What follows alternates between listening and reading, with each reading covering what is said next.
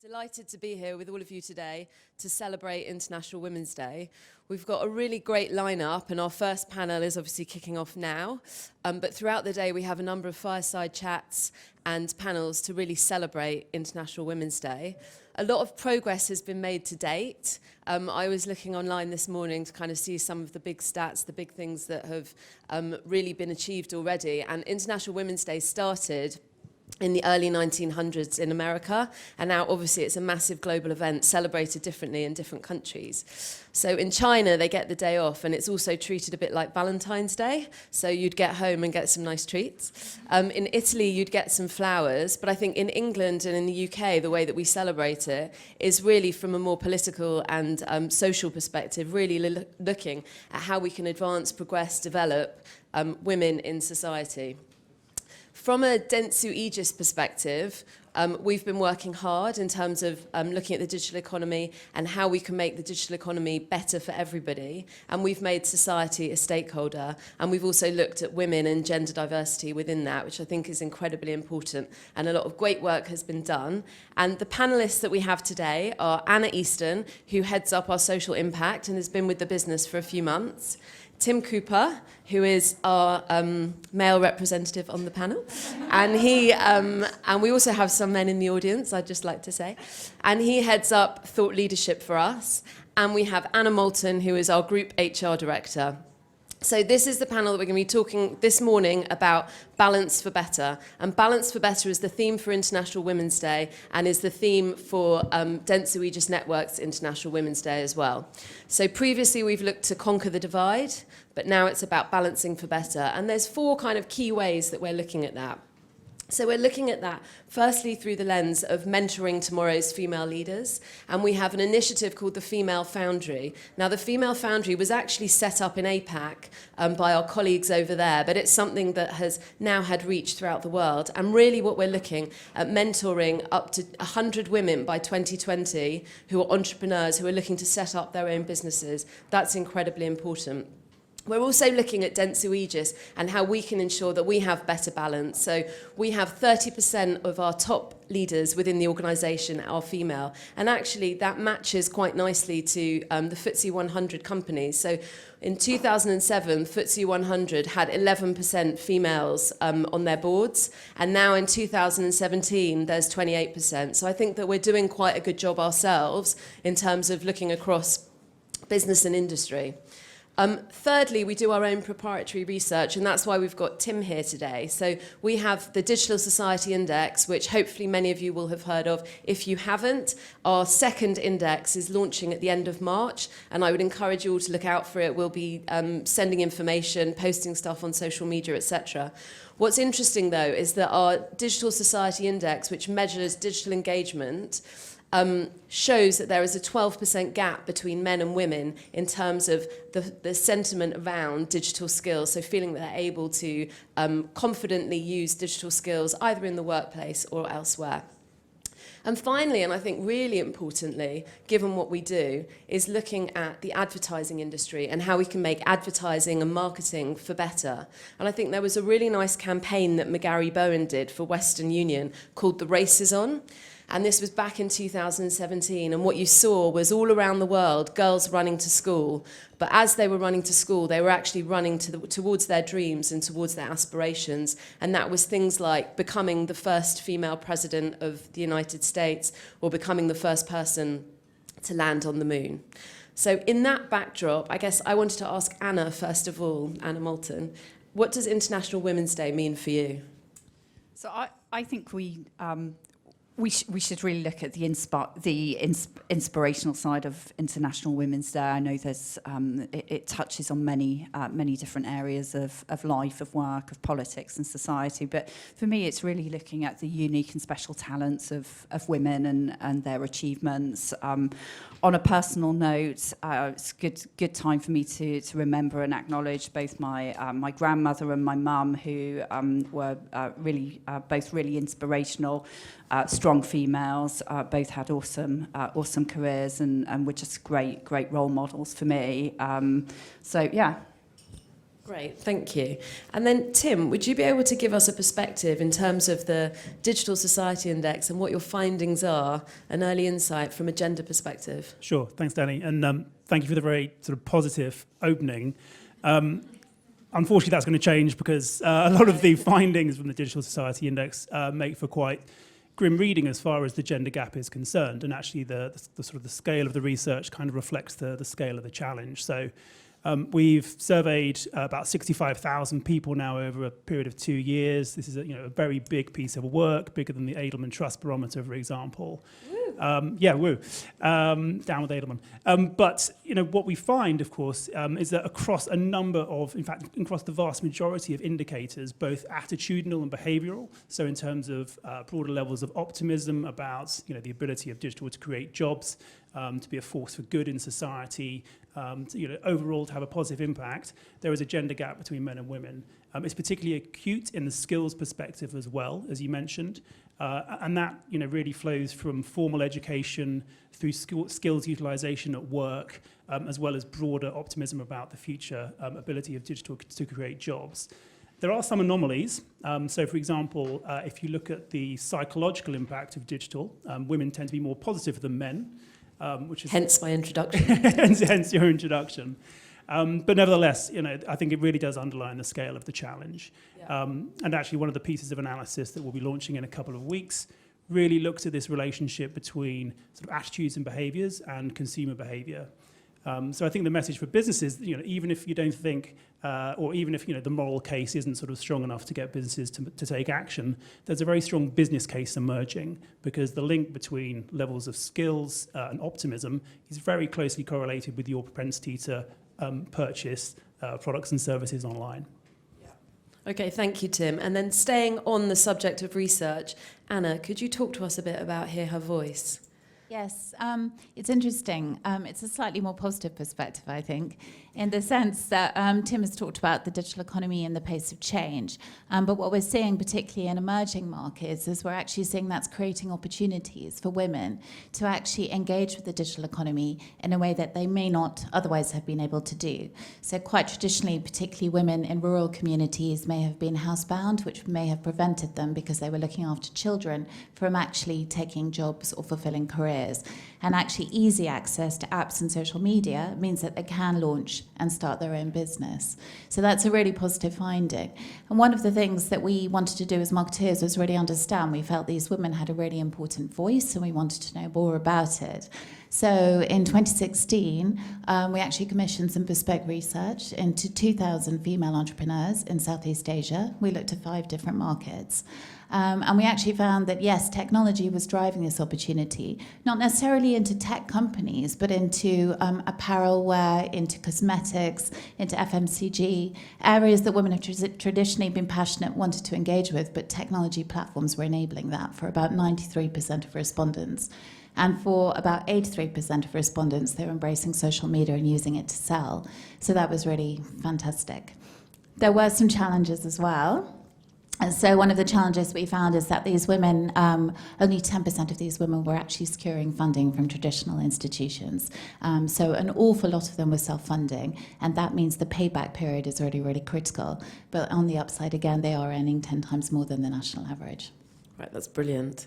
And on the subject of females in the workplace, Anna, and looking at everyone that we have in the room today, what is it that Dentsu Aegis are doing in terms of encouraging our women to come back to work? I know obviously there's all of us on the panel have children and all of us are back at work, but interested to hear around parental leave and other initiatives. Numerous things. Policy is one side of it. Family-friendly policies, policies that encourage our people to work in a flexible and an agile way. I think that's so important. As our females, I kind of go through those early stages of being a working parent and figuring out what kind of rhythm and routine is going to work best for them. Talent development is another another important part of how we're encouraging more females to stay with us and grow their careers in the business. We have leadership programs that develop our females in a way that isn't different from the way we develop our men, but form a sense of networking and peer learning, which we know is really appreciated by females, perhaps more than it is male leaders. And the other part is really about our culture. I'm not a huge, I do like an initiative as much as anyone likes an initiative, but I'm a little bit sceptical about how sustainable they are in terms of results and outcomes that really make a difference. And I do think we have to really look at our culture and whether our culture is working for all of our employees. The results from our check-in surveys in terms of understanding patterns of different scoring between female employees and male employees, and understanding the reason behind that is something that we put a lot of emphasis on. The final point I'd make, and I think this is something that I feel hugely passionate about, is that it has to be about men too. I think the younger generation, our male employees they do want to be hands-on parents, and I think it's important that we create an environment and we create people practices that support our male colleagues as much as one another. And I do think the biggest breakthroughs will be felt and will be achieved when when there's real equality in sharing of parental leave responsibilities. So that's a big area of emphasis, how we can encourage and support more men to share in parental leave. And I think that's a really interesting point, and we've seen Facebook obviously have introduced shared parental leave, but not all organisations do that. If I look at just, personally from my own experience and my friends, I think, it seems that both parents working, the female is always the one who looks after the childcare as well as everything else. So you become very good at juggling lots of things. That's not to say that's a bad thing. That's just, the way of the world. But as we look to try and drive greater numbers of women onto boards, into more senior roles, there does need to be a balance for better and female empowerment to help drive that change. So Anna, from a society perspective, what do you think needs to change? What do you think needs to happen? I have quite strong views on childcare. It's interesting that you talk about shared parental leave. We see markets, for example, like Sweden, where actually men are encouraged to take paternity leave. Yes.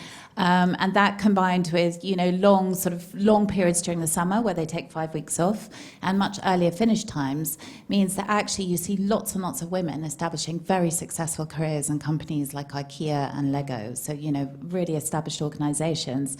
But they have affordable childcare. So, my counterpart in IKEA has 3 children under the age of 8, and I think she spends about €3,500 a year on childcare, which I think the equivalent in the UK would be about 10% more, 10 times more.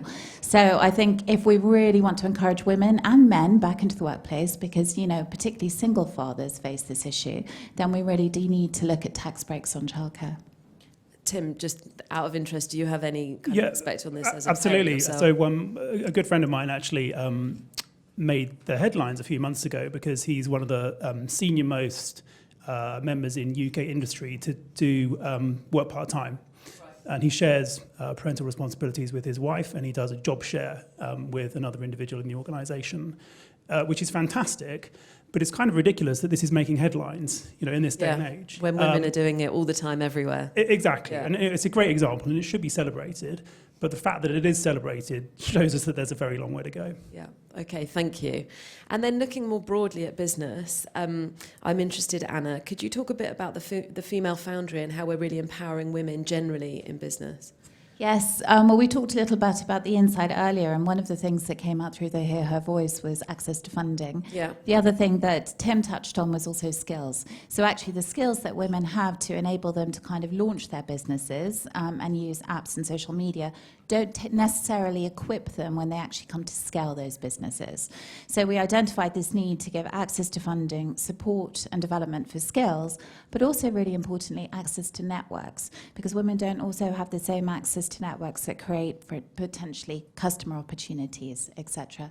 So with the Female Foundry, we launched that in September 2016, and our objective is to actually help identify female founders, so CEOs of businesses, and actually support them with access to networks, with access to funding to help them find funding, and also really importantly with skills and personal development.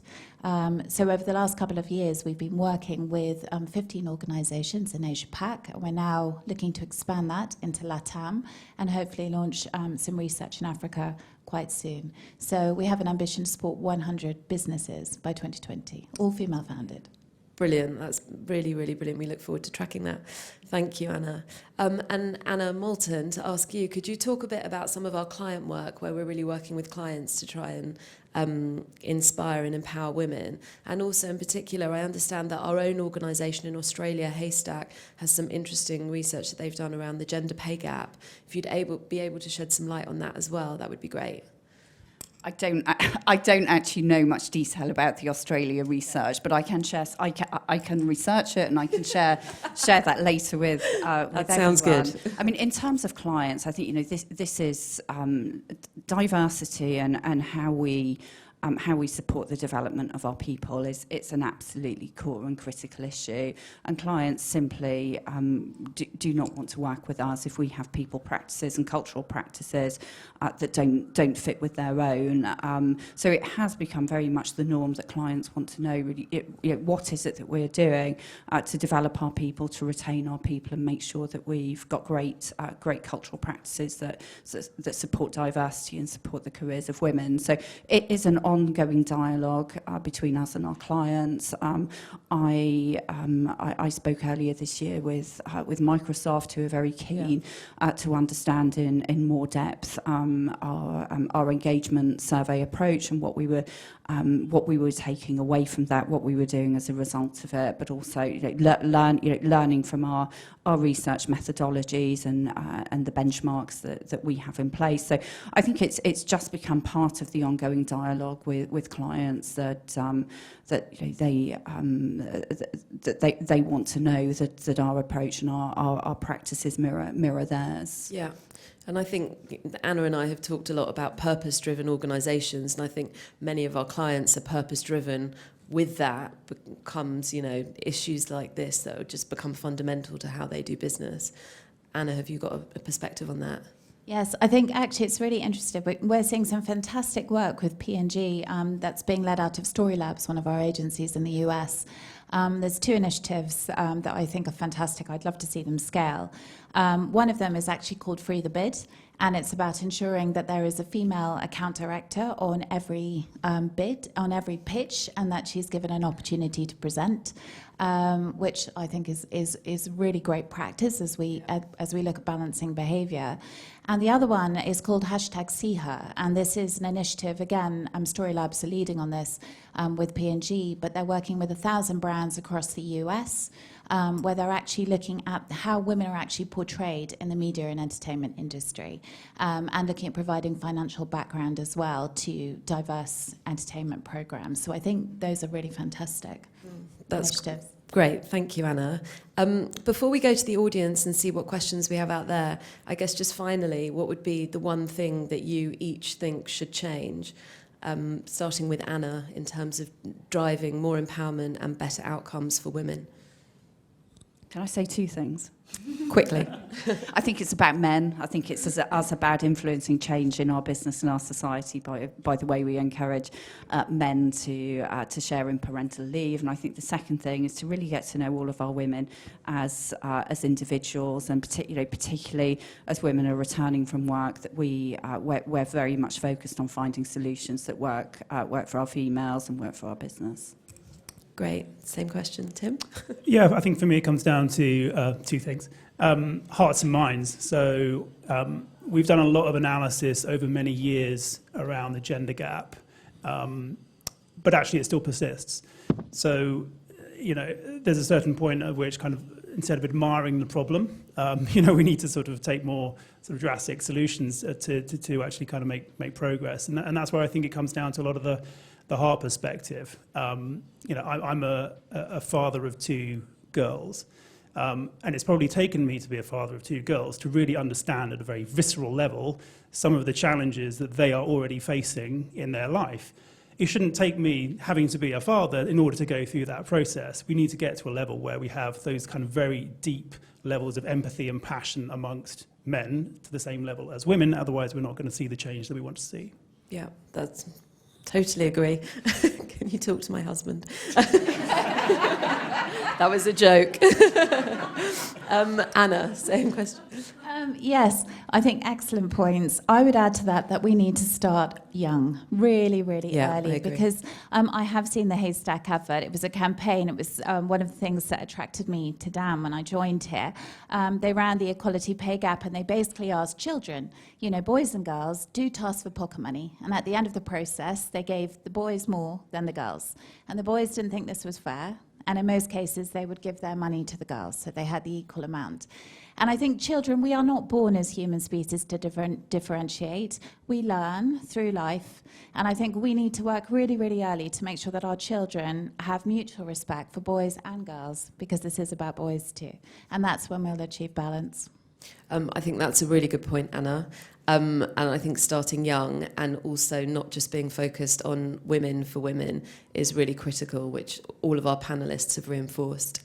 I'd like to see if there are any questions from the audience. I think we have time for probably a couple of questions. I can see everyone's desperate to ask, so I might pick on someone. Hi. Tim, you mentioned drastic changes are needed. What drastic changes would you suggest? What do you think we actually need to implement? Like you mentioned starting young, what do we actually need to do to get the change to kind of happen? Tim, do you want to start that? Yeah, I think to this point around starting young, it does start in schools, and it starts at an incredibly early age. I remember looking around schools for my kids when they were 2, 3. And this one particular school, we were talking about the sports options that were available to the kids. And the teacher sort of kind of very blithely said, oh, yeah, and at 5, the boys do football and the girls do netball. And I was like, but what if my daughter wants to do football? I said, well, she can't.